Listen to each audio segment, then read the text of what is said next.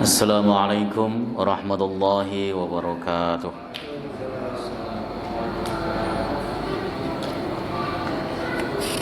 Innal hamdalillah nahmaduhu wa nasta'inuhu wa nastaghfiruh wa na'udzu billahi min shururi anfusina wa min sayyiati a'malina. May yahdihillahu fala mudilla lahu wa may yudlil fala hadiyalah. Asyhadu an la ilaha illallah wahdahu la syarikalah wa asyhadu anna Muhammadan abduhu wa rasuluh. Allahumma fassalli wa sallim wa barik ala hadzal nabiyil karim nabiyina Muhammadin sallallahu alaihi wasallam wa ala alihi wa sahbihi wa man tabi'ahu ila yaumiddin. Amma ba'du fa ya ibadallah, usikum nafsi wa iyaya bi taqwallah wa ta'atihi la'allakum tuflihun. قال الله تعالى في كتابه العزيز وهو أصدق القائلين يا أيها الذين آمنوا اتقوا الله حق تقاته ولا تموتن إلا وأنتم مسلمون فإن أحسن الحديث كتاب الله وخير الهدي هدي محمد وشر الأمور محدثاتها وكل محدثات بدعة وكل بدعة ضلالة وكل ضلالة في النار. Alhamdulillah, syukur tak terhingga. Mari kita senantiasa panjatkan kehadirat Allah Jalla wa'ala atas limpah nikmat yang diberikan pada kita semuanya, sehingga kita bisa melaksanakan ibadah sholat maghrib berjamaah disambung dengan berhalaqah sejenak dalam rangka membahas agamanya Allah Subhanahu wa ta'ala. Salawat beserta salam mudah-mudahan senantiasa tercurah keharibaan beliau Rasulullah Muhammad sallallahu alaihi wasallam beserta seluruh keluarga beliau, sahabat, kerabat dan pengikutnya, serta kita semuanya insyaallah istiqamah konsisten dalam menjalankan dan mengerjakan sunnah-sunnahnya hingga akhir masa nanti. Kita akan melanjutkan pengajian kita kitab Taisirul Alam Syarah Umdatil Ahkam. Insyaallah kita masuk hadis ke-60, masih membahas tentang salat qabliyah subuh atau salat sunnah fajar. An Aisyah radhiyallahu taala anha, dari Sayyidah Aisyah, semoga Allah Subhanahu wa taala ridha kepada beliau.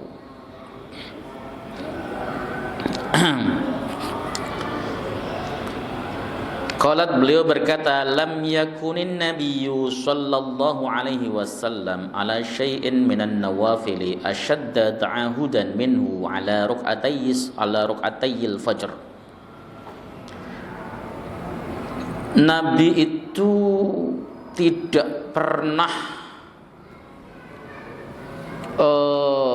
mengerjakan solat sunnah yang luar biasa penjagaannya, artinya jangan sampai terlewat sedikit pun ya, yang mengalahkan solat sunnah fajar atau 2 rakaat solat sunnah fajar.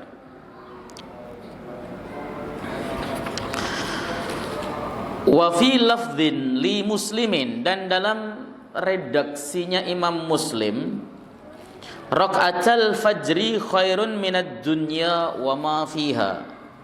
2 rakaat salat qabliyah subuh, salat sunnah fajar, itu lebih baik dibanding dengan dunia dan apa yang ada di dalamnya. Hadis ini menunjukkan bahwa di antara solat sunnah rawatib yang sangat dijaga oleh Nabi sallallahu alaihi wasallam adalah solat sunnah fajar atau solat qabliyah subuh. Bahkan dalam keadaan safar sekalipun Nabi sallallahu alaihi wasallam mengerjakan solat qabliyah subuh. Ini penting. Kenapa? Ya karena memang berat. Mengerjakan solat qabliyah subuh itu berat.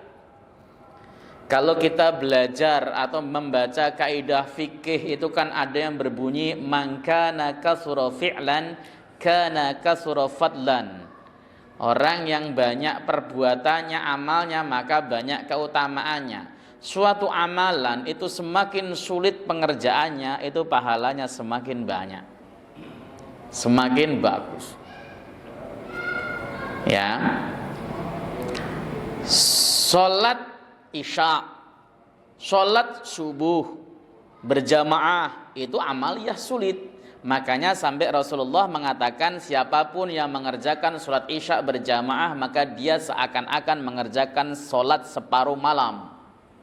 Kenapa sholat maghrib tidak? Karena sholat maghrib itu sholat yang mudah dikerjakan. Bahkan orang-orang munafik sekalipun itu dia mengerjakan sholat maghrib. Gitu loh. Makanya kalau kemudian ditilik sholat ba'diyah maghrib dengan qabliyah subuh, itu utama mana? Ya utama sholat qabliyah subuh. Kenapa? Karena pengerjaannya berat, sulit dilakukan. Begitu Pak. Ya kalau kemudian ada yang pengen ngelaksanain di rumah, takbiratul ihram pertama bersama imam di masjid ketinggalan kadang-kadang. Ada yang pengen melaksanakan di masjid, ya terkadang sampai masjid waktunya tinggal sedikit. Akhirnya kemudian banyak yang tercecer, itu yang terjadi. Ya itu hadis ke-60 ini. Maknal ijmali, makna secara globalnya. Fi hadzal hadis bayanun lima li rak'atayil fajr minal ahmiyati wa ta'akkudi. Dalam hadis ini ada penjelasan tentang pahala yang disediakan oleh Allah Subhanahu wa taala terkait sholat 2 rakaat qabliyah subuh. Ya. Makasih, Pak. Ya. Ini hadis menjelaskan betapa pentingnya, betapa muakkadahnya sholat qabliyah subuh. Faqad dzakarat Aisyah radhiyallahu taala anha anna an-nabiy sallallahu alaihi wasallam akadahuma wa 'azama sa'nahuma. Sayyidah Aisyah menuturkan sesungguhnya Nabi sallallahu alaihi wasallam itu beliau sangat menekankan dan mengagungkan, sangat menekankan pelaksanaan salat qabliyah subuh dan mengagungkan keadaannya.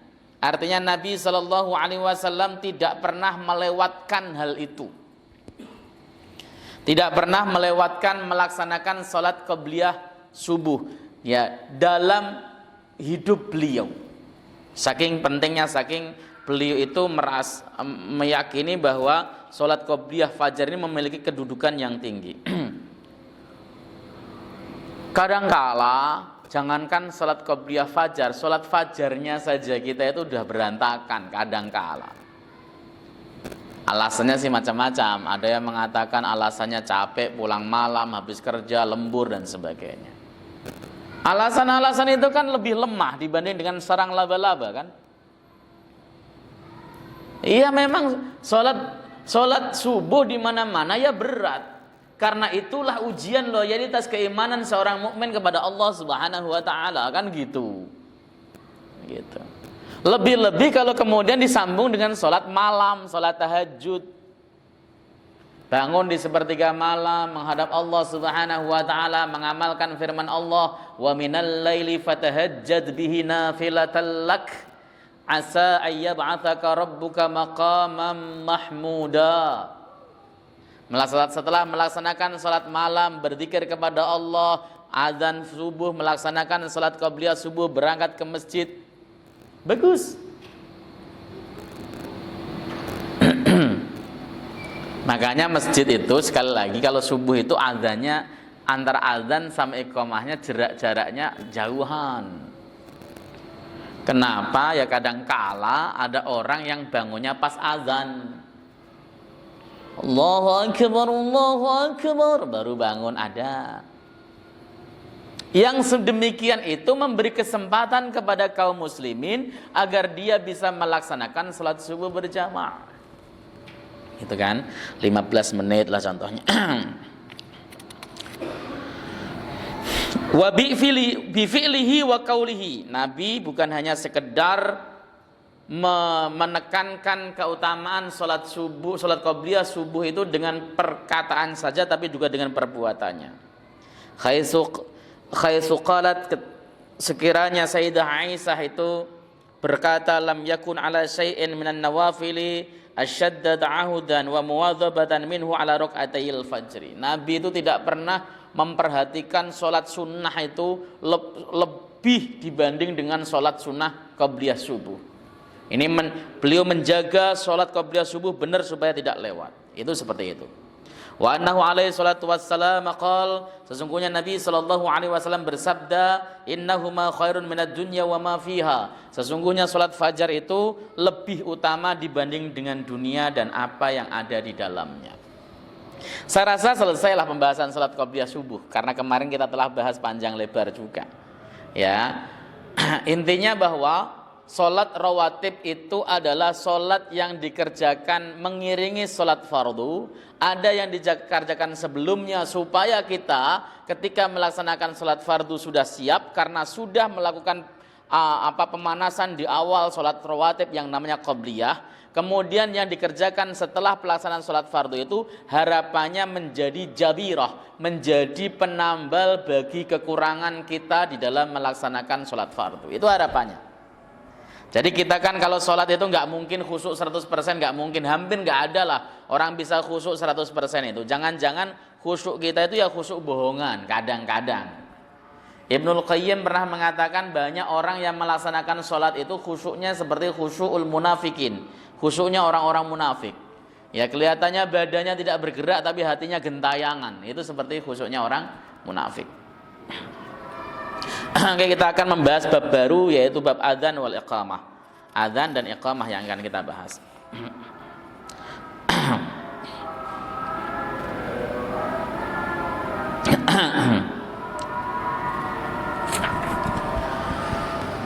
Al-adzan lughatan al-i'lam. Adzan itu secara bahasa namanya memberitahu. Dulu itu orang Islam ketika sholat itu nggak ada adzan. Nggak ada adzan. Jadi dulu orang Islam ketika sholat ya itu ngasih taunya macam-macam. Ada yang dengan kentongan, dengan lonceng dan sebagainya. Jadi belum ada adzan. Adzan itu kan disyariatkan ketika ada sahabat bermimpi. Bermimpi mendapat petunjuk dari Allah Subhanahu wa taala agar i'lamnya, pemberitahuan waktu masuk sholat itu bukan dengan kentongan, bukan dengan lonceng, bukan dengan apapun, tapi dengan kalimat thayyibah, dengan azan. Begitu. Dan mimpi tersebut dihaturkan kepada Nabi Muhammad SAW. Diaturkan kepada Nabi Muhammad SAW dan Nabi merestuinya. Ini namanya hadis taqririyah.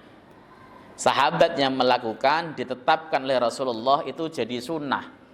Kayak begini nih, Bilal bin Rabah itu kan sholat qabliyah wudu, sunnah wudu. Itu kan tidak pernah dilakukan oleh Nabi SAW. Tapi ketika Nabi menetapkan, memvalidasi, maka itu jadi sunnah buat kita. Namanya hadis taqririyah. Kemudian ada seorang sahabat, ketika Nabi baca Sami Allahu liman hamidah, beliau membaca Rabbana walakal hamdu hamdan katsiran thayyiban mubarakan fih. Ini doa kan nggak pernah diajarkan Nabi SAW, toh? Diajarkan apa tidak? Enggak, itu sahabat. Yang kemudian Nabi mengatakan, siapa tadi yang baca doa seperti itu? Saya ya Rasul. Nabi mengatakan para malaikat berebut untuk menulis pahala dan kebaikan yang Anda lakukan. Itu takrir namanya. Kalau doa i'tidal yang diajarkan Nabi SAW ya Rabbana lakal hamdu mil as-samawati wa mil al-ardi wa mil ama syi'ta min say'im ba'd. Ada yang baca mil'u, ada yang baca mil'a. Itu. Kalau yang Rabbana walakal hamdu hamdan katsiran thayyiban mubarakan fi, maujud memang hadis itu ada dalam Sahih Bukhari, tapi itu kan takrir, ditetapkan oleh Nabi SAW. Ketika itu ditetapkan Nabi, maka itu sunnah bagi kita, gitu loh. Namanya sunnah hadis takrir itu begitu. Ya, azan juga sama. Azan itu Nabi tidak pernah mengajarkan. Nabi tidak pernah mencontohkan. Yang bermimpi pun sahabat. Lalu kemudian Nabi memvalidasi, maka jadilah azan syariat sebab divalidasi oleh Nabi SAW. Kan Nabi itu asyari', sahibu syariah. Penentu syariah. Penentu syariah itu dua ya kalau dalam ilmu usul fikih, Allah Jalla wa Ala dan Rasulullah Muhammad sallallahu alaihi wasallam. Artinya semua perbuatan yang dilakukan oleh Nabi dari sisi agama itu semuanya syariat. Hanya saja Pak, saya kemarin memberikan contoh ya di sini ya. Fi'lun Nabi, perbuatan Nabi itu ada yang khusus, ada yang umum. Jadi tidak semua hal yang dicontohkan Nabi itu boleh kita contoh. Bahkan ada perbuatan yang dicontohkan oleh Nabi tidak boleh kita contoh kalau kita contoh haram. Contohnya adalah Nabi nikah lebih dari 4. Antum kok niru-niru sunnah Nabi, haram, dosa itu. Itu namanya fi'lun Nabi yang khas. Ya. Jadi ini azan. Azan itu apa itu namanya, ada aturannya. Dan jangan salah, azan kalau dilakukan dengan cara yang batil, dengan cara yang salah, itu jadi mungkar masjid. Jadi ada orang azan nih, salah pelafazannya, maka dia itu jadi mungkar masjid, masjidnya mungkar. Wajib bagi orang yang mengetahui untuk menegurnya. Kalau nggak bisa ditegur, memberhentikannya. Nggak boleh jadi muadzin. Misal contoh, Allahu Akbar misalnya. Jangan dimaklum. Kenapa? Itu di speaker didengar banyak orang. Wawu kemudian ada wawu Allahu Akbar, itu tidak boleh, itu menambah, menziyadah huruf, akhirnya berimplikasi kepada berubahnya makna. Tambahnya alif di belakang ba misalnya, Allahu Akbar, Allahu Akbar misalnya, atau Allahu Akbar, misalnya begitu. Itu kan tambahnya alif. Itu juga tidak diperbolehkan, itu jadi mungkar masjid loh. Biasanya orang Indonesia, maaf, mengacu kepada perbuatan muadzin Masjidil Haram. Iya kan? Muadzin Masjidil Haram kalau adzan begini nih. Gimana? Allahu Akbar, Allahu Akbar. Gitu kan biasanya kan? Baknya dipanjangkan. Jangan salah, muadzin Masjidil Haram itu sudah ditegur seluruh ulama dunia aslinya, tapi memang begitu bisanya, logatnya. Dan antum harus sadari bahwa perbuatan manusia itu bukan dalil. Nah, biasanya kan mentang-mentang pernah pergi haji ngomong, wah saya lihat di Mekah begini amaliyahnya, ya itu kan pusatnya Islam dan sebagainya. Dalil itu yang disepakatin cuma 4, Al-Quran, hadis, ijma', qiyas, nggak ada perbuatan ulama. Makanya di dalam usul fikih itu ada bunyi ya, la yajuzu taklidu bi fi'lihim, nggak boleh taklid dengan perbuatan para ulama, nggak boleh. Walaupun itu yang mengamalkan kaliber, kalau perbuatannya tidak boleh diikuti perbuatannya. Yang diikuti apa? Akwalnya, dalil yang dikeluarkannya, bukan perbuatannya. Kalau taklid dengan perbuatan itu salah. Saya tanya sama seseorang, Pak, Anda itu kalau sholat sunnah yang 2 rakaat ba'diyah atau qobliyah, atau bahkan sholat asar yang 4 rakaat, sholat maghrib, sholat duhur yang 4 rakaat, pokoknya sholat semuanya, kenapa kok tawarruk? Kenapa kok iftirosh? Seperti tahiyat awal. Dia argumentasi, lah saya lihat di Arab begitu kok ngamalinya. Saya lihat orang-orang Arab mengamali begitu, sholat duhur, asar, maghrib, isya semuanya iftirosh, nggak ada yang tawarruk, nggak ada yang tahiyat akhir seperti itu, nggak ada. Semuanya seperti tahiyat awal. Arab kan pusat Islam. Bapak salah. Yang Bapak lihat itu bukan orang Arab asli, itu orang India Pakistan. Orang India Pakistan mazhab Hanafi memang begitu. Ya. Zuhur, asar, maghrib, isya itu semuanya tetap iftirosh. Ya kalau mazhab Hanbali orang Arab asli enggak. Mazhab Hanbali itu melakukan iftirosh kalau sholatnya 2 rakaat. 2 rakaat ya. Mau sholat ba'diyah, qobliyah atau sholat subuh itu baru iftirosh, enggak kemudian melakukan tawarruk. Itu mazhab Hanbali, itu mazhab Saudi asli. Mazhab Syafi'i tidak, semua tahiyat akhir tawarruk. Sunnah ya. Tapi kalau kemudian dilakukan kadang-kadang ya tidak menjadi soal. Artinya saya pengen menggarisbawahi bahwa banyak orang ternyata yang dia taklid dengan perbuatan ulama ini mamnu syar'an, enggak boleh secara syariat. Wah saya lihat Kiai Fulan boleh melakukan begini, berarti boleh, enggak bisa Pak, enggak boleh ditaklidi. Perbuatannya itu tidak boleh ditaklidi karena bukan dalil. Jadi enggak ada lagi istilah ngomong, wah saya lihat Ustadz Fulan begitu, bukan dalil. Fi'lu sahabat saja, perbuatan sahabat itu bukan dalil. Saya kasih contoh. Abu Hurairah itu berfatwa. Ini fi'lu dan qaul sahabat Abu Hurairah, bahwa bejana yang dicilat anjing itu cukup dibasuh 3 kali dengan air, itu jadi suci. Fatwanya Abu Hurairah. Maka kemudian ada ulama yang berpegang seperti itu, jika kena anjing basuh cuma 3 kali selesai. Tapi perkataan Abu Hurairah ini menantang atau menentang hadis yang diriwayatkan oleh beliau sendiri dalam hadis Sahih Bukhari. Ketika wadah dicilat oleh anjing, maka basuhlah dengan 7 kali basuhan dan salah satunya campur dengan debu. Itu hadis riwayat Abu Hurairah. Abu Hurairahnya berfatwa cukup diguyur dengan air 3 kali. Imam Syafi'i dengan tegas mengatakan yang dijadikan hujjah adalah hadis, bukan perkataan Abu Hurairah. Paham? Ya meskipun nggak mungkin dong Abu Hurairah nggak paham, bukan masalah nggak mungkin nggak mungkinan, tapi hujjah atau dalil itu cuman ada 4 yang disepakati. Yang disepakati Al-Quran, hadis, ijma', qiyas. Ada namanya al-maslahah, al-mursalah, al-istihsan, sar'u man qablana, al-'uruf, kemudian qaulus sahabah dan sebagainya. Itu adalah sesuatu hal yang dikhilafkan para ulama. Ini supaya kita ngerti, enggak boleh ya, enggak boleh mentang-mentang wah ini melakukan ini, enggak boleh. Itu karena apa? Karena itu adalah perbuatan manusia yang bukan dalil. Qala Allah Ta'ala, Allah Subhanahu wa Ta'ala berfirman, wa adhanun minallahi wa rasulih ay i'lamun minhuma. Ya, ini untuk menjelaskan makna lughatnya dan pemberitahuan dari Allah dan Rasulnya. Kata azan itu artinya pemberitahuan atau i'lam.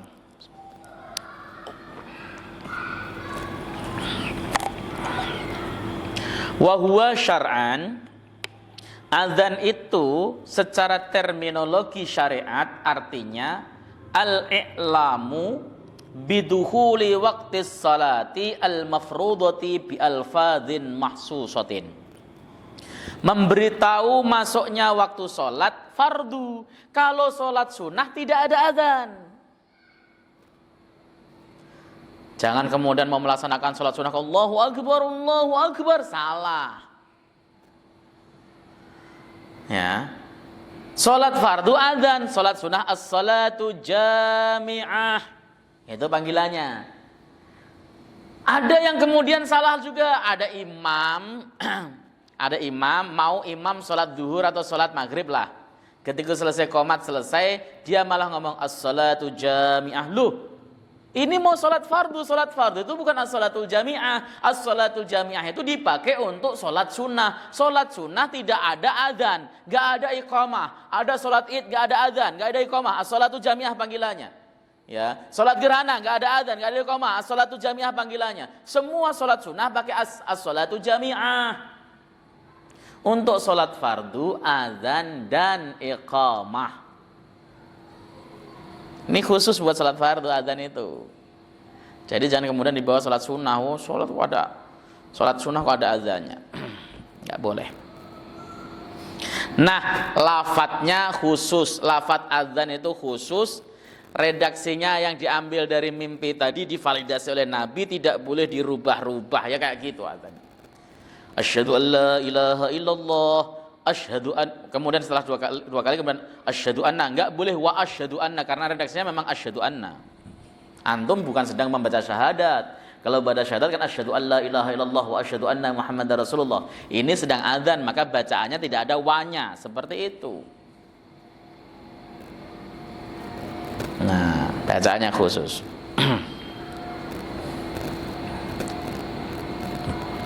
Wa huwa ala ikhtisarihi mustamilun ala masailil aqidah. Adzan itu secara ringkas itu mengandung berbagai persoalan-persoalan masalah-masalah akidah. Ya.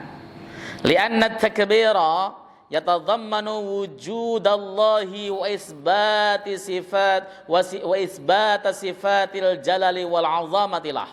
Karena sesungguhnya takbir itu di situ mengandung wujud Allah, keberadaan Allah, dan menetapkan sifat jalalnya Allah dan sifat agungnya, azimnya Allah. Ketika biasa Allahu Akbar, misalnya, ketika orang takbir itu berarti dia menetapkan wujudnya Allah Subhanahu wa taala. Allah wujud, ada. Kenapa? Karena dipanggil dan ada. Yang kedua, menetapkan sifat akbar, karena akbar itu merupakan sifat dari Allah Subhanahu wa taala. Diisbat sifat tersebut bahwa Allah memiliki sifat agung.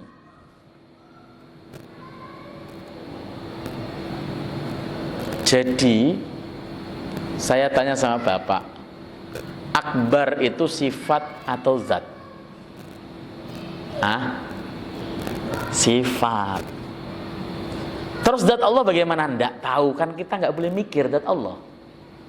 Tafakkaru fi khalqillahi wa la tatafakkaru fi dzatillah fa innaka la taqdiru qadrah. Berfikirlah Anda ya tentang makhluknya Allah dan jangan berpikir tentang zatnya Allah.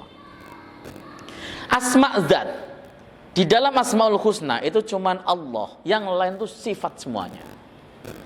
Maka dikenal dengan sebutan istilah asma was sifat.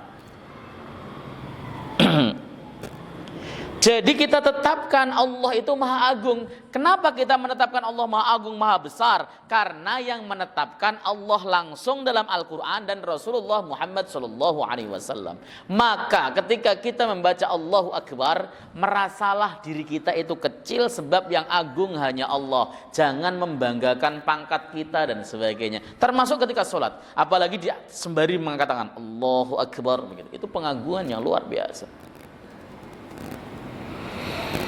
Wasyahadatani tusbitani tauhida al-khalisa, dan dua kalimat syahadat itu menetapkan dua tauhid yang murni, ya, syahadat tauhid dan syahadat rasul.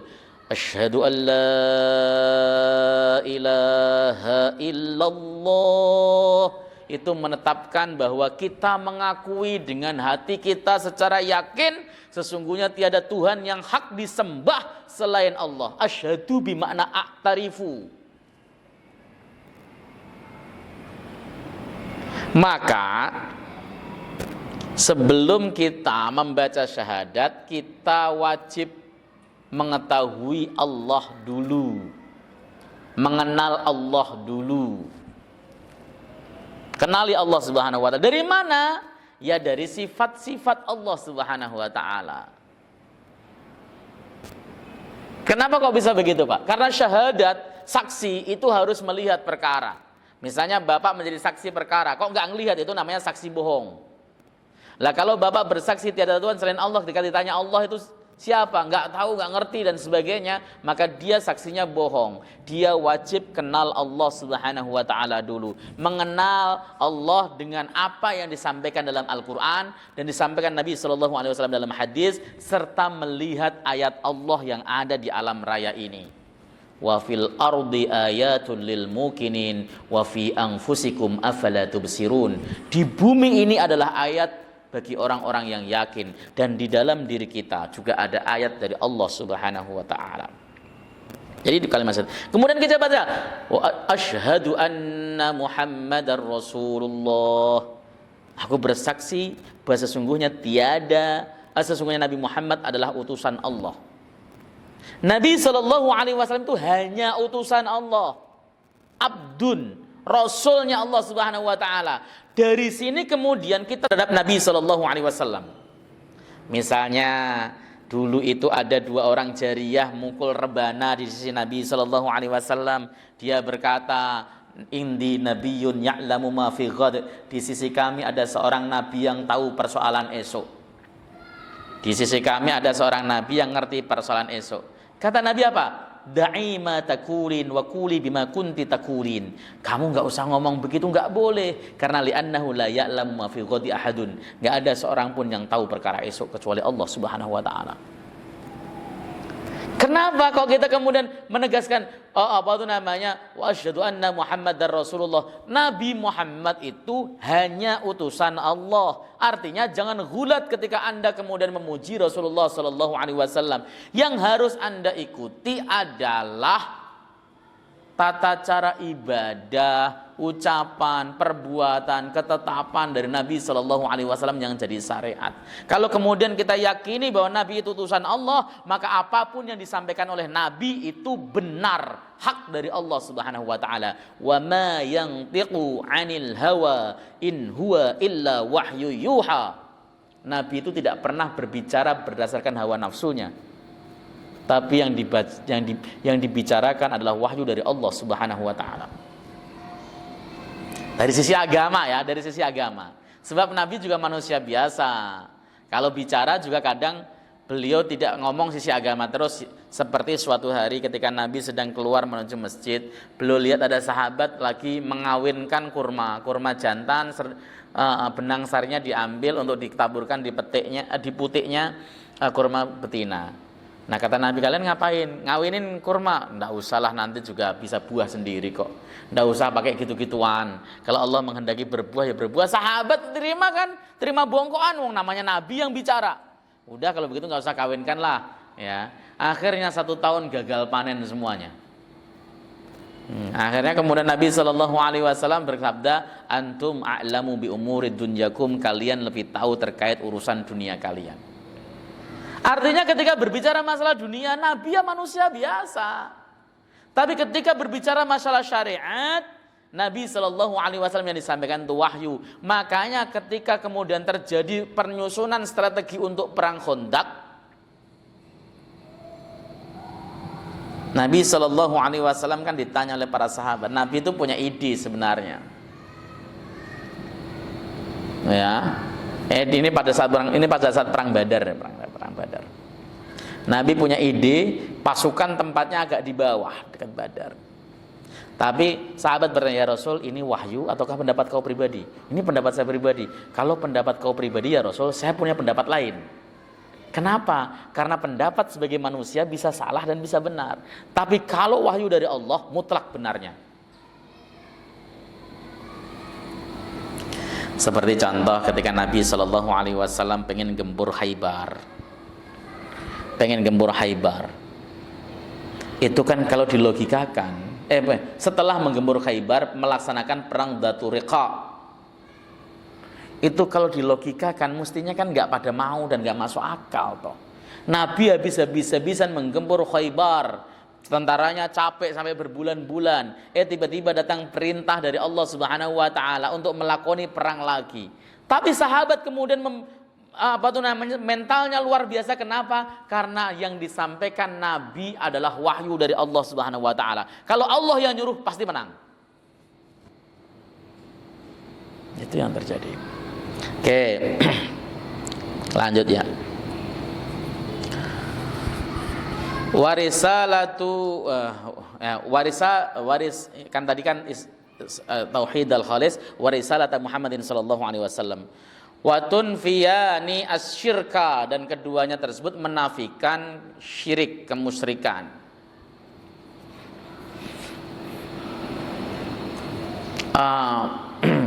Kita itu kadangkala merasa bahwa kita itu nggak mungkin mati dalam keadaan musyrik. Karena kita beriman. Tapi tidak begitu para nabi. Bahkan Nabi Ibrahim mengatakan sampai dalam Al-Quran itu diterangkan, wajnubni wa baniya an na'budal asnam. Ya Allah, jauhkanlah aku dan anakku dari menyembah berhala. Itu Nabi Ibrahim. Dan Nabi SAW pun bersabda dalam hadis sahih, mengatakan bahwa kita suruh memperbarui iman kita setiap saat. Nabi mengatakan, jaddidu imanakum, perbarui terus iman kalian. Para sahabat bertanya, kaifa nujaddidu imanana ya Rasulullah, bagaimana kami harus memperbarui iman kami ya Rasulullah? Biqauli la ilaha illallah, dengan ucapan la ilaha illallah. Ini yang harus kita pahami, saudara. Ternyata ancaman seseorang untuk mati dalam keadaan musyrik itu luar biasa, banyak, besar. Kalau antum pernah baca ya, kalau belum pernah baca silahkan baca. Ada kitab namanya Al-Kabair, karangan Al-Imam Syamsuddin Adz-Dzahabi Asy-Syafi'i. Beliau menerangkan ada sebuah ibarat itu cerita. Dalam Al-Kabair itu sering menampilkan cerita. Orang itu kalau mau mati, maka akan didatangi oleh setan yang dia memegang air namanya ma'un zulal. Air zulal. Dia pura-pura wajahnya seperti gurunya, seperti ustadznya, seperti orang tuanya dan sebagainya. Orang mati, sekarat mati itu kan kehausan luar biasa. Dia bilang, minta air dong, tidak boleh, ini air zulal, ini air yang luar biasa. Minta, tidak boleh, kecuali satu syarat yang harus kamu tepati. Apa itu? Bilang bahwa Nabi Muhammad pembohong. Wah, tidak boleh dong, kafir dong. Lah nggak apa-apa, untuk obat. Nanti kalau kamu sembuh, taubat, Allah kan Maha Pengampun. Oh iya ya, Allah Maha Pengampun. Dia bilang Nabi Muhammad pembohong, langsung mati. Matinya kira-kira kafir apa muslim? Kafir, orang seperti itu matinya. Mati musyrik.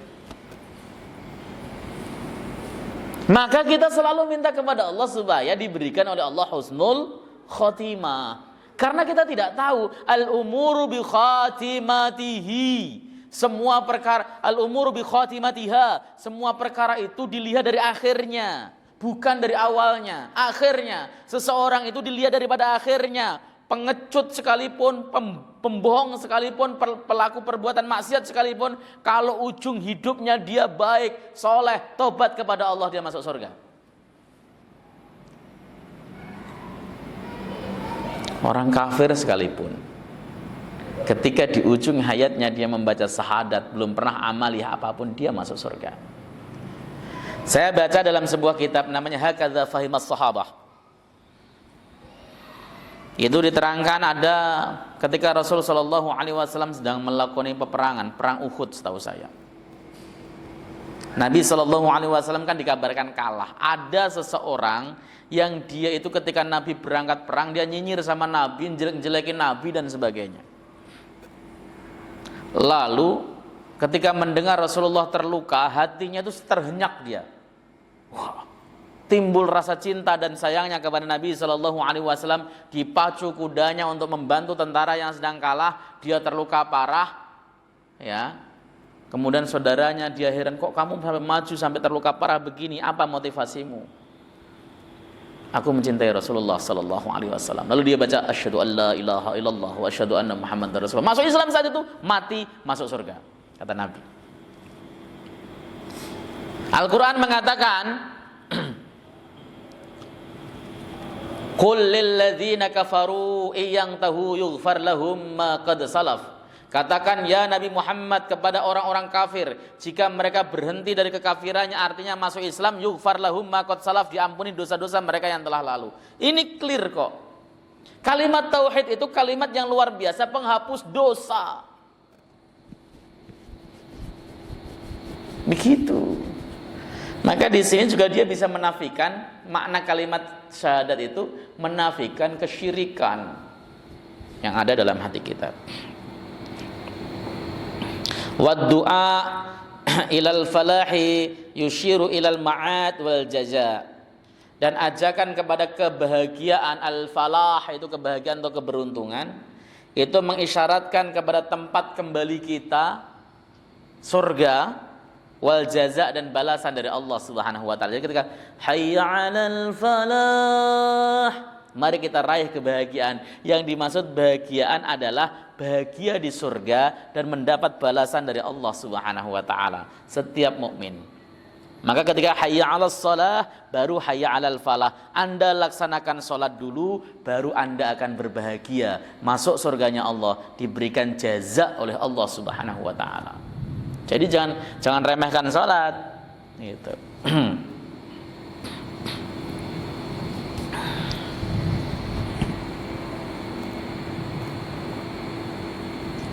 Wa dzakara ulama'u lahu hikaman 'azimatan. Ulama menuturkan bahwa azan itu memiliki hikmah-hikmah yang agung. Minha, salah satunya adalah idharu syiaril Islam, menampakkan syiar Islam. Azan itu menampakkan syiar Islam. Coba zaman sekarang, kalau kita kunjung ke suatu daerah nggak ada azan, itu perasaan ini daerah kok sepi banget, ini nggak ada azan, bagaimana sih? Ini bagaimana sholatnya dan sebagainya. Ya misalnya kalau lagi ke Bali kan, masjid di sana kan jarang-jarang. Dan tidak ada syiar seperti di Jakarta yang kalau ada azan itu saut-sautan, itu kan nggak ada. Begitu. Ini salah satunya. Jadi ketika kemudian kita mengumandangkan azan itu sedang mendzuhirkan Islam, maka azanlah yang baik. Dengan suara yang terbaik, yang keras, ya. Allahu Akbar, Allahu Akbar. Misalnya, saya kalau begitu suaranya bagus, tapi kalau azan beneran jelek. Nggak bakat jadi azan. Bagus menurut saya Pak, bukan menurut sampean. Kalau menurut sampean ya jelek juga gitu kan. Itu azan. Maka Rasul itu menunjuk muadzin-muadzin khusus. Kalau kita bicara fikih, misalnya muadzin itu tidak boleh anak kecil. Kenapa? Karena anak kecil tidak bisa dipercaya. Terkait urusan waktu sholat, waktu berbuka, coba bayangkan kalau maghrib yang adzan anak kecil, Allahu Akbar, Allahu Akbar. Ternyata waktunya kurang 2 menit. Bapak di rumah, wah sudah adzan nih berbuka. Ternyata kurang 2 menit, batal puasanya. Muadzin itu harus orang yang tahu waktu. Dia tamyiz. Sampai-sampai para ulama itu berdebat, berbeda pendapat mana yang utama, apakah muadzin ataukah imam. Itu para ulama berdebat. Berbeda pendapat. Al-Imam An-Nawawi menjelaskan hal tersebut dalam kitab Adhkarnya. Para ulama berbeda pendapat tentang mana yang utama antara muadzin atau imam. Saya tanya sama sampean, ada nggak hadis yang menjelaskan tentang keutamaan imam sholat? Sependek pengetahuan sampean, pernah jumpai nggak hadis yang menjelaskan siapapun yang jadi imam sholat maka akan begini-begini? Ada nggak? Nggak ada Pak, memang nggak ada. Tapi kalau keutamaan muadzin banyak. Sampai dikatakan siapapun yang mengetahui keutamaan atau pahala yang disediakan oleh Allah pada shaf pertama dan muadzin jadi tukang azan, pastilah mereka akan berebut meskipun harus melakukan undian. Kan begitu. Harus undian, oh kita undian dong. Seakan-akan begitu saking utamanya muadzin. Diterangkan nanti lehernya orang-orang yang tukang adzan akan memanjang. Itu keutamaan muadzin. Keutamaan imam nggak ada. Yang ada adalah ancaman bagi imam-imam yang nggak baik. Imam diancam. Makanya itulah para ulama menegaskan muadzin kalau begitu lebih utama dibanding imam. Kenapa? Karena muadzin keutamaannya dijelaskan oleh Nabi SAW. Para imam lain mengatakan, ya imam lebih utama justru karena dikritik tanggung jawabnya besar, maka pahalanya tentu besar, keutamaannya tentu besar. Oh ta'ala alam, itu artinya apa? Kedudukan muadzin kalau bisa seleksinya seperti kedudukan imam. Kalau bisa idealnya. Kalau antar ideal dan fakta nggak cocok berarti ada masalah dan itu harus diselesaikan. Cara masalahnya bagaimana? Di Jakarta itu susah ya Pak. Ini saya bicara aturan syariat. Sampean setuju nggak setuju nggak apa-apa, tapi saya bicara aturan syariat. Muadzin azan, dia yang harus iqomah. Aturannya begitu. Harusnya nggak wajib ya. Ya, aturannya begitu. Ada seorang muadzin azan, Allahu Akbar, Allahu Akbar. Yang iqomat adalah si muadzin tadi. Jangan habis azan kemudian pergi kemana. Yang kedua, yang menyuruh muadzin untuk iqomat adalah imam rawatib. Imam rawatib. Persoalannya di Jakarta, imam rawatib telat 1 menit saja dikomatin tetap. Ya. Syariat itu ngatur, imam rawatib kalau dia tidak memberikan aba-aba atau enggak memberikan instruksi untuk menggantikan atau mengatakan bahwa tidak dia ada halangan atau tidak dan sebagainya, maka jamaah harus nunggu kedatangan imam rawatib. Ditunggu benar-benar. Karena kita kan kemudian main selonang-selonong. Yang adzan juga orang yang selonong-selonongan. Kemudian yang iqomah juga selonong-selonongan. Imamnya pun nyelonong juga. Apalagi di masjid-masjid yang kemudian banyak orang yang mampir. Main selonang-selonong. Aturan tidak boleh. Selagi masih ada imam rawatib, jangan selonang-selonong. Kenapa? Karena yang memiliki wewenang menjadi imam, ya imam rawatib. Ada imam rawatib, datang ulama datang, dia tetap jadi makmum si ulama tersebut. Imamnya adalah imam rawatib. Kalau imam rawatib tidak memberikan izin, dia main selonong saja, maka haram hukumnya jadi imam dia. Kalau imam rawatib memberikan izin kepadanya, hukumnya tetap khilaful aula, menyelisih yang utama. Yang utama tetap imam rawatib orang tempatan. Faham? Faham nggak sampai sini? Enggak, ini paham nggak sampai sini? Paham. Kalau begitu sholat isya imamnya jangan saya. Ya, iya, emang begitu cara aturan. Ada kan imamnya kan udah ditunjuk. Orang sini juga banyak-banyak yang bisa jadi imam, siap.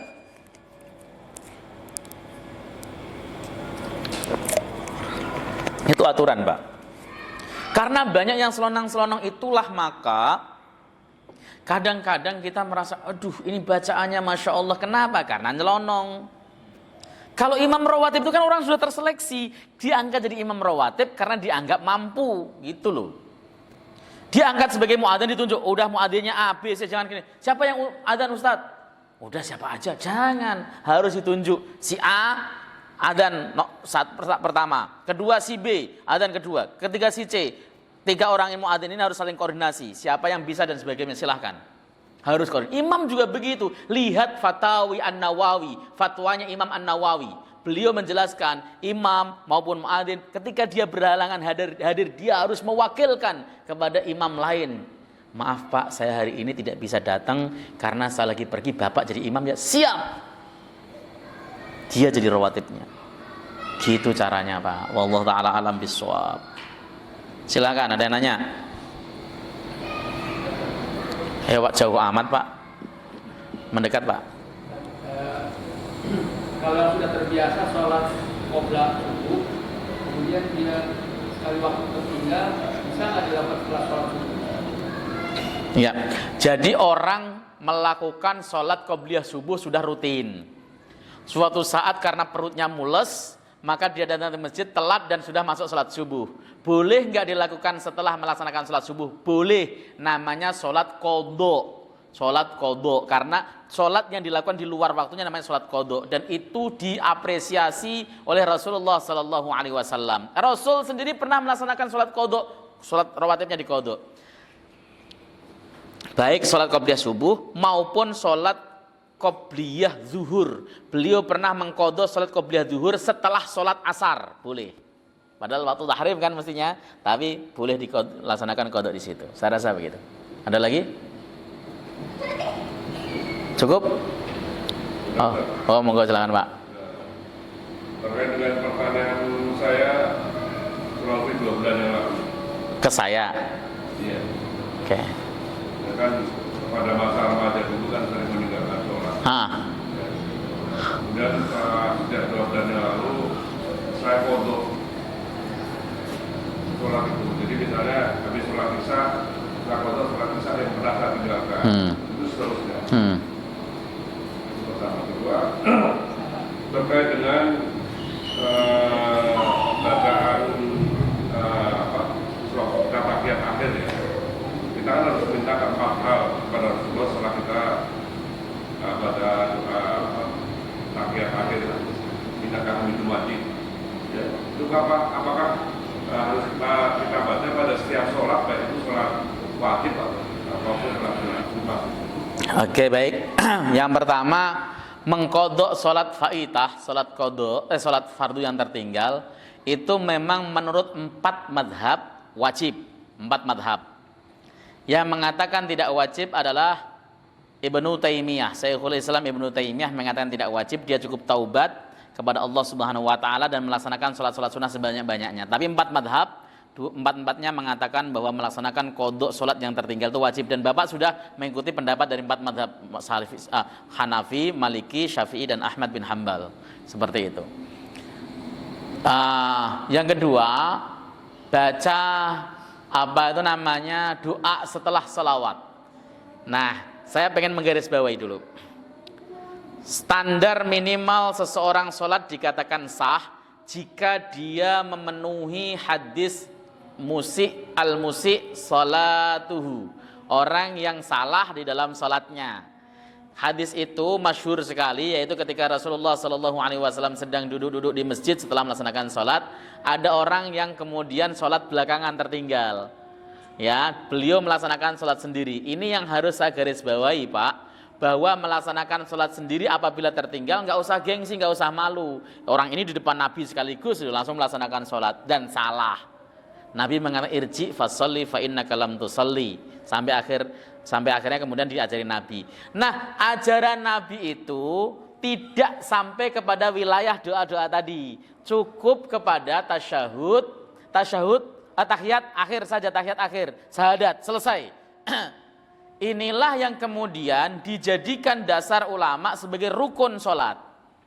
Kemudian ada tambahan sholawat kepada Nabi, ada hadis lain yang menjadi acuan, sehingga sholawat kepada Nabi menjadi rukun sholat juga. Kalau dikatakan mana yang harus dibaca, ya sampai kepada sholawat kepada keluarga Nabi, boleh langsung salam, itu rukunnya. Tapi kalau saya pengen dapat sunnahnya Ustadz, baca semuanya sampai Hamidum Majid, sampai doa minta keselamatan dari azab kubur, fitnah dajjal dan sebagainya. Sampai gitu. Kalau perlu sampai pakai doanya Abu Bakar As-Siddiq. Allahumma inni dzalamtu nafsi dzulman katsira wa la yaghfiru dzunuba illa anta faghfiril maghfirata min indi warhamni fa innaka antal ghafurur rahim. Misalnya, silahkan baca doa sebanyak-banyaknya. Sunnah. Salat fardu doang Ustaz. Semua salat sunnah. Qadha juga termasuk di dalamnya. Ya Pak ya. Jadi misalnya Bapak pengen dapat keutamaan, baca semuanya, boleh. Gitu. Ya, saya rasa begitu. Tentang sholat qadha itu seperti yang dia tanyakan itu benar nggak Pak? Jadi mana kalau isya berarti isya lagi qadha lagi yang qadha isyanya kita gitu. Bebas Pak kalau qadha itu. Jadi melaksanakan qadha isya di sholat maghrib, di setelah maghrib juga boleh. Melaksanakan qadha duhur di waktu isya boleh. Karena qadha itu sudah terlepas dari waktu. Namanya juga qadha. Gitu. Jadi Bapak itu kan mungkin untuk mempermudah ngingat gitu kan. Sampai kapan? Kalau para pakar fikih mengatakan ya sampai dia merasa tidak punya qadha. Hanya saja ini tadi ikhtilaf ya antara mazhab dengan pendapat Syekhul Islam Ibnu Taimiyah yang mengatakan bahwa tidak qadha bagi orang yang meninggalkan sholat dengan sengaja, tapi wajib tobat sebagaimana maksiat yang lain. Tapi empat mazhab Hanafi, Maliki, Syafi'i, Hambali mengatakan wajib qadha semuanya. Itu diterangkan dalam kitab Al-Fiqhu 'ala Madzahibil Arba'ah. Fikih perbandingan 4 mazhab ya namanya. Gitu Pak. Ya, seperti itu. Cukup ya, sudah waktu isya. Suara saya juga udah mulai kemana-mana, udah mulai swak lagi. Mudah-mudahan manfaat. Kita semua jadi hamba Allah Subhanahu wa taala yang muttaqin. Intinya adalah mari kita berusaha mengamalkan agama itu dengan dalil. Yang jangan kemudian mengikuti perbuatan, bukan pendapat yang. Perbuatan orang itu tidak boleh ditaklidi, perbuatannya haram ditaklidi. Saya rasa begitu. Khataminul minkum itu rahmatul majlis. Subhanakallahumma bihamdika asyhadu an la ilaha illa anta astaghfiruka wa atubu ilaik. Assalamualaikum warahmatullahi wabarakatuh.